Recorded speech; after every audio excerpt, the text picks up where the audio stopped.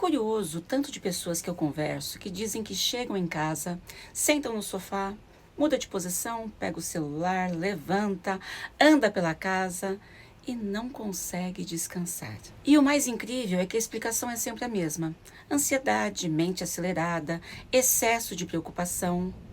Mas eu acho que você nunca parou para pensar que o problema pode não ser você, e sim a sua casa. Porque em nenhum lugar você tem um espaço que realmente é para descansar. Eu sou Érica Rossi, arquiteta, e trabalho com leitura de casas. Eu observo como o espaço influencia a forma como a gente vive, sente ou reage dentro dele todos os dias. Hoje eu vou falar sobre algo simples, mas que muitas pessoas ignoram: o descanso. Tem muitas casas que funcionam muito bem, mas não sabem acolher. Se esse assunto faz sentido para você, se inscreve no canal.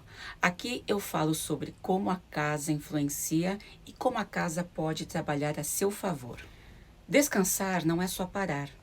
Descansar é quando o corpo percebe que ele pode diminuir o seu estado de alerta. E o corpo entende isso através dos sinais dos ambientes. Se você entra numa sala que a iluminação é similar à iluminação de onde você trabalha, o seu corpo não entende que é para mudar de ritmo. Se o seu sofá, que seria onde você vai descansar, estiver voltado para a frente de uma estante com muitos objetos decorativos, muita informação visual, o seu cérebro não para de trabalhar. Se o seu quarto tem cores e objetos que estimulam o tempo todo, ele não sinaliza que é um local para pausa.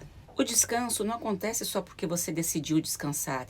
Ele precisa de contexto. Eu vejo isso com muita frequência. São salas que são passagem, escritório, local para armazenamento de coisas que você não sabe onde pôr, local para TV, e tudo isso acontecendo ao mesmo tempo, o corpo não percebe transições. A transição é fundamental para o descanso. Se você já percebeu algo parecido na sua casa, deixa um like.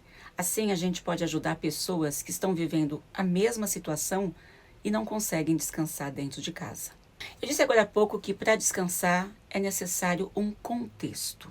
E tem muitas casas que não conseguem ter esse contexto. Um exemplo disso são as bancadas de cozinha, completas de eletrodomésticos, objetos decorativos, mesmo quando não estão em uso, o que mantém um estímulo constante. Outro exemplo são aquelas salas onde os móveis foram colocados durante os anos sem uma função definida e ali foram ficando. Sabe aquela poltrona que era confortável de amamentar quando o seu bebê era pequeno?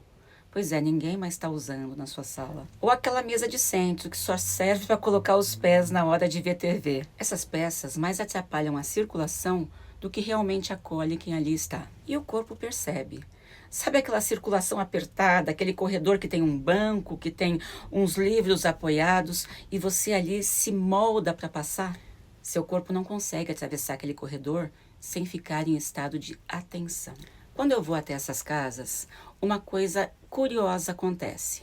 As pessoas estão vivendo aquele problema e elas imaginam que somente uma grande reforma, uma mudança radical de rotina vai resolver o problema delas. E claro, tem muitas promessas nas redes sociais que dizem: você vai descansar se você acordar mais cedo, se você dormir mais cedo. Mas na maioria das vezes, só olhando o espaço, eu percebo que um pequeno ajuste já muda completamente a sensação daquela casa. São alguns ajustes simples, mas daqui a pouco eu te conto, porque agora eu vou te falar como que o ambiente interfere tanto no seu bem-estar. Se um ambiente não te oferece sinais claros de pausa, mesmo que você queira e esteja parada, você não consegue descansar. Pensa comigo. Você está ali no seu sofá, olha para sua estante e percebe que você poderia mudar aquele vaso. Afinal de contas, ele já está meio velhinho. Ou então, teu filho chega e passa. E aí atrapalha até o que você estava fazendo, porque você se incomoda com aquilo. Isso sem contar a pilha de papéis que está ali na sua sala de jantar para você resolver depois. E são papéis do seu trabalho. E é aí que a pessoa percebe: eu até tenho tempo para descansar, mas eu não consigo relaxar. Ou o cérebro está tão agitado com tudo aquilo que ela pensa em fazer, não faz e entende que ela não tem tempo para fazer nada, muito menos descansar. Lembra que eu te falei de ajustes pequenos que podem mudar essa realidade? Pois então eu vou te falar o melhor.